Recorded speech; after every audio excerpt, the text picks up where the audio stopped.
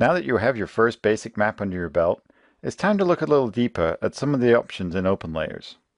In this lesson, we're going to take a look at the different kinds of layers that are available and the sources that are behind them.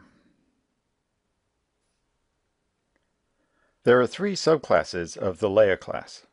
They are the tile layer, which we already saw an example of, the image layer, which is similar to the tile layer except it's one large image that's brought down instead of multiple tiles, and then the vector layer, which we'll talk about in the next module. The main difference between the tile layer and the image layer is in the server that is providing this data.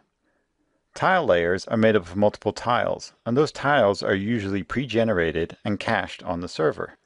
Due to this caching, there is usually a limitation on the different zoom levels and extents that are available for the tiles. However, an image layer is usually created on the fly, and therefore zoom levels and extents are much more flexible, however at the cost of a decreased response time. The data for a layer is known as its source, and there are many different sources built into OpenLayers. Here we have an example of all the different source classes.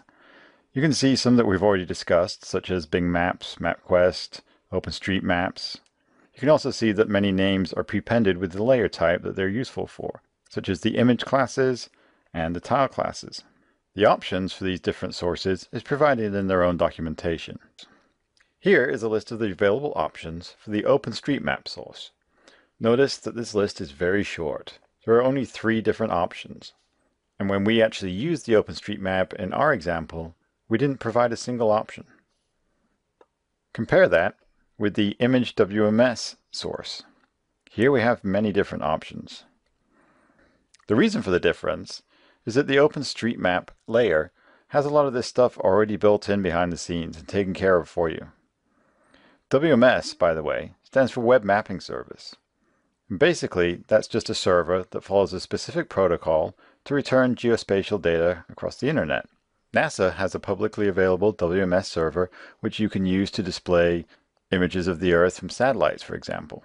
However, in order for the server to know what image to return, it needs to know a lot more information, such as the name of the dataset to use, the width and height of the picture to generate, the extent, and the projection. Some data providers will give you the option of using a tiled or image source, and you need to weigh the pros and cons of both to figure out which way you should go.